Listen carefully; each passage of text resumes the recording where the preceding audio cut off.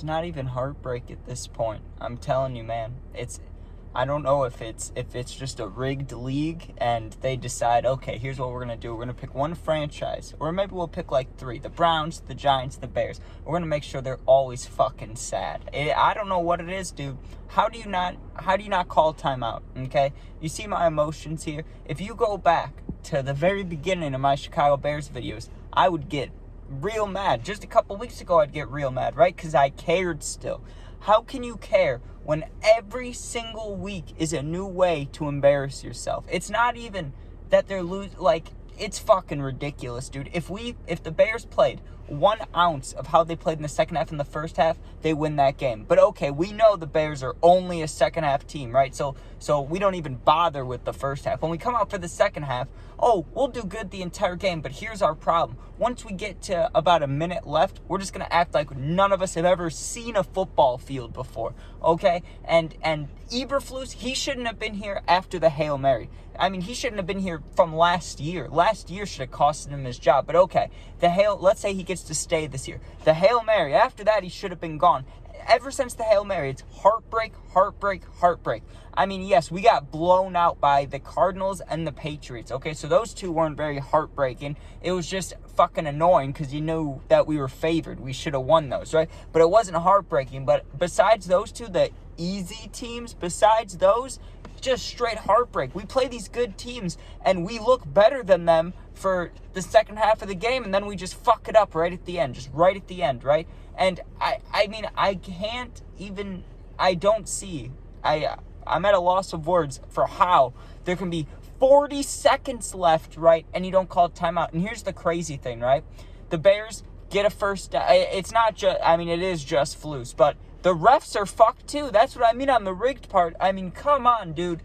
First of all, late hit on Williams twice, right? He gets that ankle hit. That one's questionable, right? That one's questionable because he wasn't out of bounds yet. But if it was Mahomes, if it was Jordan Love, if it was I'm trying to think who else. But there's certain quarterbacks that they call those calls for, and other ones they don't. Caleb's one of those that they don't, just like with Fields. But with Fields, it was even worse. Caleb got a call a couple weeks ago that Fields wouldn't have gotten, right? It's wild how they don't call flags for the Bears, right? It's oh my God, the pass interference is like, I don't care about hold-ins and false starts because I know the Bears' offensive line sucks, right? Like, they suck. But the horse collar call on Kyler Gordon, absolute bullshit. And it's not like this is just this year I'm noticing it, okay? We can go back to last year, too, when the Bears were playing the Vikings. I know you've seen this clip if you're an NFL fan. Kyler Gordon on a punt or a kickoff, running down the field, gets his helmet ripped off by a player and gets a punch thrown at him, right? Or the punch broke his helmet and then his helmet comes off, right? Then they call a flag on Kyler Gordon for taking his helmet off instead of the guy for punching him, right? Okay, then let's go to when Keenan gets his helmet ripped off today, and who do they call a flag off? They called on Keenan for complaining that there was no flag. It's fucking atrocious, okay? DJ Moore gets held more than any receiver I've ever seen, and he gets like 1 or 2 calls a game when he should get about 8 or 9. It's ridiculous, okay?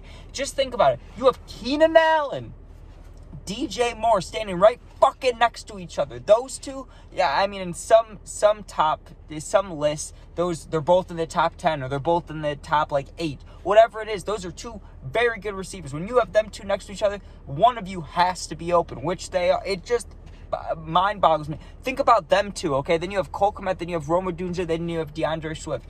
There should technically almost be a penalty on every fucking play with how many superstars we have, with how many times people, you know what I'm talking about? There's no way every one of those superstars can get single coverage. Someone's going to hold on almost every play, okay? And another thing I'm wondering about the Bears, what happened to Gerald Everett? Did he get ruled out for the season a while ago and I just don't remember? Because I remember to start the season, Waldron decided, fuck Kmet, we'll use only what's his name that I was just saying, Everett. We'll use only Everett for 2 or 3 games, right? And then we haven't seen him since. So I don't know. The whole team confuses me. The play calls confuse me. If Swift, right? DeAndre Swift has had some good runs, even when he only gets 5 runs a game, right? But here's what I'm saying, okay? You have them in there, and you only do halfback tosses or right up the middle. They never do a stretch. They never do, like, I'm trying to think, like the 2-hole, I mean, not the 2-hole, but like the 4 or the, you know what I'm saying? Like, they never go outside runs. It's always either a super wide, start 10 yards back, halfback toss, or right up the gut. They need to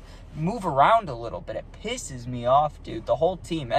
But that ending, like, I'm crazy mad over it, but it just doesn't surprise me. Like, I fucking knew. But everybody knows when you're a Bears fan. You're sitting there, you see when we got flagged on, like, every play at the end there, okay? Between the refs and coaches flusing, there was no way for us to win that game. I mean, we had the ball at, like, the 30, and it gets called back because the offensive lineman penalty. Then it's, like, 4th and 16, we somehow convert. And then the next play, there's a flag. It's like there's always something. We do something good, and then something awful happens, right? And it just, I'm surprised. Like, I don't understand how you can't finish a game. I mean, they put in the hardest work. They look like a Super Bowl team in the 2-minute, like, situations on offense, not on defense, on offense. Like, they look great when they're fucking playing together and they're moving fast. And what I think it is, when Caleb has full control, when no one else is bothering him, when he's not getting told stuff, when he moves along fast, he's whipping that thing, he's running, stopping, throwing. It looks fucking phenomenal, right? So what's holding him back? It absolutely is the coaches, right? And this is for Bears fans here, this next part that I'm about to say. I've seen fans say all year, right, as soon as Thomas Brown did good, and a while back about the special teams coordinator, right? They said, just make them the head coach. Just make them the head coach. Fuck both of those guys. Fire all of them, okay? Fire all of them. You can't keep a little cancerous piece of the team. You know what I mean? Like, we suck as a team. We have great players, horrible coaches. So what it comes down to is don't pick and choose who you want to keep. Just get rid of everybody and bring somebody in new and make sure it's right. Do not stop looking, okay? Because I swear, they pick a coach way too fast. They see a guy and they're like, oh, you're the number 13th candidate out of 13? Oh, I guess we'll choose you. I don't know who's picking the coaches. Fucking Virginia. Like, you need to sit down and talk to the guy and maybe have players talk to him. Like, I don't know what to tell you. They should literally have coach tryouts. They should have like 10 coaches there and have them run different practices and let the players choose, because they're the ones that know what they're doing. The coaches don't. It's absolutely ridiculous. I mean, Santos should have definitely gotten a chance to kick at the end, whether it was from 50 yards, 40 yards, 30 yards, it doesn't matter. He should have had a chance. That was absolute bullshit. That's what that was. But, all right. Thanks for watching, I guess. Happy Thanksgiving. I don't know how I'm supposed to be thankful for shit when the Bears suck this bad. It's not even, if they got blown out, that's one thing, right? I'll turn the game off by the third quarter when it's 42-0. I'll be sad and I'll go, okay, they lost, right? But when they make you think, it's not even that I thought we were going to win at any point. I didn't. I really didn't. Not at one point did I think we were going to win, just like last week. Even when we had the crazy comeback, I didn't think we were going to win, right? Do they ever feel like they're going to win? I forgot what I was going to say, but I'm just, my head's filled with stuff. The only thing that's going to make me feel better is this damn Juice WRLD album. But yeah, happy Thanksgiving. Go eat some turkey, and I don't know what I'm going to do, but I'm upset.